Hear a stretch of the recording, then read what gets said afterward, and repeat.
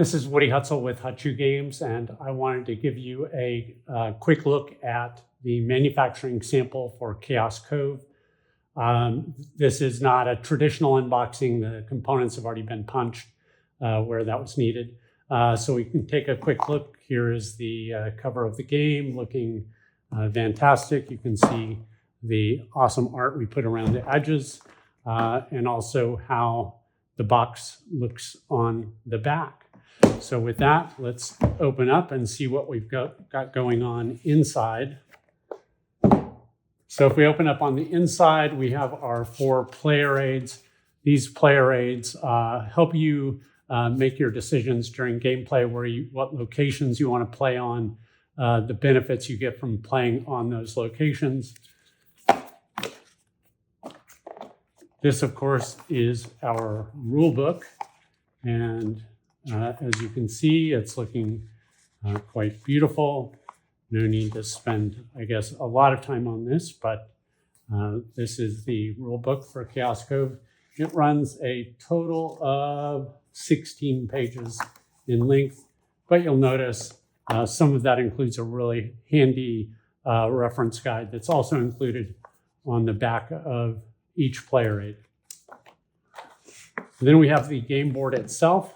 The game board is double-sided, and what you'll notice is one side has all of the descriptions of each location, and on the other side, we preserve the art that was so nicely done by Mr. Cuddington's art team and also by Joe Shawcross. So you can play on either side. I think our intent early was you would play on the side you're seeing here, but we realized through playtesting that a lot of people would wanted to have all of the information on the board, kind of like a traditional worker placement game would have. All right, so here's the one thing that's being corrected from this manufacturing sample, and that is that we have changed the player colors. That was a decision way back during playtesting that while the pieces look very good even for colorblind purposes when they're on this dimension, if they are turned on their sides, we had some people having a harder time distinguishing, I think it was the blues and the greens. So these are our player pieces. Just to give you a quick look, these are the forts, these are the ships, and these are the crew. So we have those in each of 4 player colors. The next thing I'm going to dive into here, these are our fortress tokens. The fortress tokens are a reminder that we've added to the game so that if you play on the fortress, you will remember to take the bonus associated with it. I know you haven't played the game yet, so you don't know exactly why that's needed, but it did prove quite useful during playtesting. Here is the player marker, the start player marker that the game comes with. But of course, one of the stretch goals we hit was a wooden meeple player marker. I don't have that in hand yet, but we will soon. So you get an idea when you look at the other hero meeples why we really like the other option versus this. Okay. So that takes us to our hero meeples. The hero meeples, one of the things we did during our GameFound campaign is that we decided to make those hero meeples 25% bigger. And I've got to say, they were already big. So this was a little bit of an extravagance, but it really shows off the Mr. Cuddington art that's featured in the game. You can see here's the biggest one that we've got. This is called Nellie. And here is Polly. And Polly is one of the smaller ones, if not the smallest one in the game. So there are 16 of these very colorful hero meeples. You place these on the board. Each player will be placing 4 in each of 4 rounds of the game. And over the 4 rounds, you will switch which of the 4 heroes you control. thus giving you the full experience of playing each of these hero meeples, each of which has unique capabilities. The next thing I want to show you are our hero tiles. So these hero tiles have a couple things you'll note on them. One is that it's, of course, got the name of the hero, like this is Belle. Here is the art that is on the Belle meeple. Here is the outline of what that meeple color looks like with the art on top of it,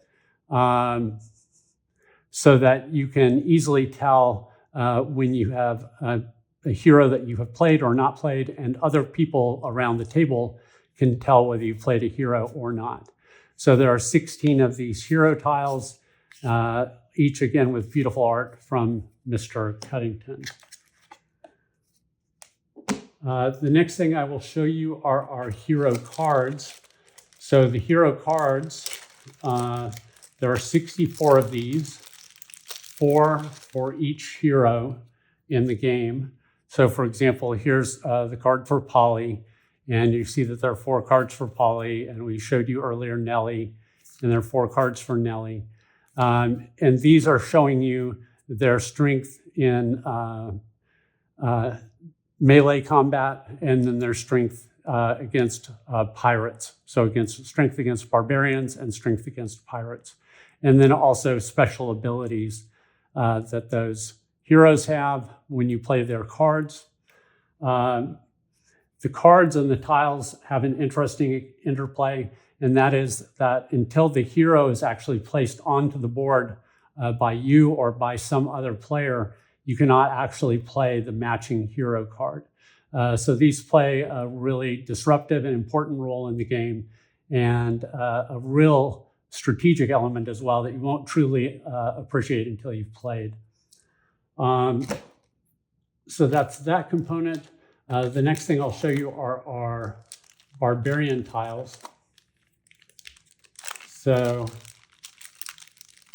the barbarian tiles are these. There are 4 waves of barbarians. We can tell which wave they come in by the number on the bottom.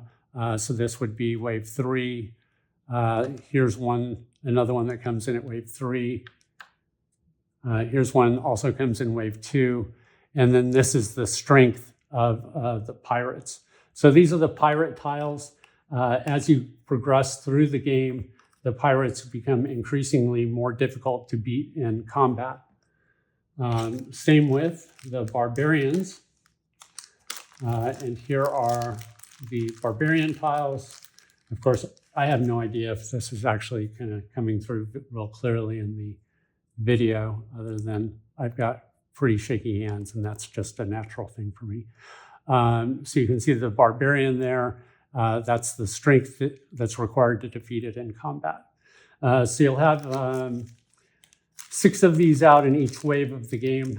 And if you don't defeat them in combat, then they will break through.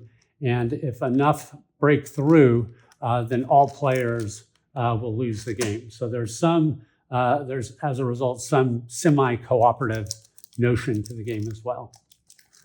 These then are build or construction cards. These are helping you kind of erect structures.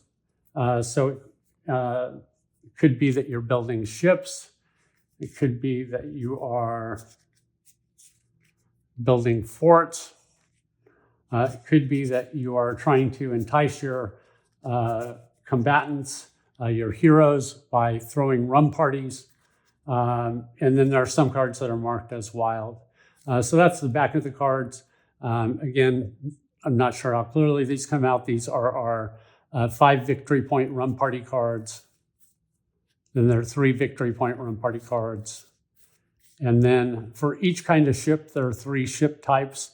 Those ship types are most importantly identified by what you get when you trade in rum for those resources identified here. So in this case, you would trade a rum, you get a gold coin and a gunpowder monkey.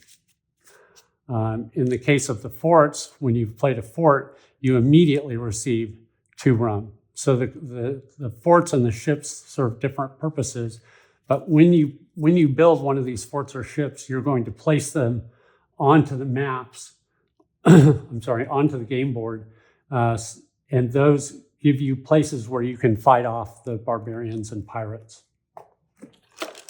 All right. The next thing I wanted to show, and this is something that I think was actually just kind of my idea for improving gameplay, and was one of our stretch goals that we had very early on, because I was determined for us to have this. And that is that we have 2 token trays, and each token tray were designed to have 2 of those. And these token trays have all the tokens that you need to build, to play the game. So just to give you an idea, in each slot you have, for example, here, you have sabers. The sabers are used to fight against barbarians. We've got cannons. Cannons are used to fight against pirates. We've got gold coins. The gold coins are especially important for being able to play additional heroes every round. We've got gunpowder monkeys. They do 1 point of damage when consumed in a battle. We have provisions. And the provisions are needed to build forts. We have rum. The rum is used in trading and also to do rum parties. And then we also have planks of wood, and the planks of wood are used to build the ships. So we've got 2 sets of these so that you can put them on opposite sides so that they're within reach of all the players. So I wanted to show you, this is the manufacturing sample for Chaos Cove. We are very close to be able to ship to manufacture. As I mentioned before, the one thing we're waiting on is the corrected player colors. We don't need to have those in hand for them to proceed. We just need to see that they've got that done correctly, and then they'll have it go on manufacturing. And hopefully within 15 days after that, they'll be ready to go and picked up for shipping purposes. So can't tell you exactly when you get the games you've backed, but I want you to see that it's real and that it is well on its way. Thanks for paying attention. Take care.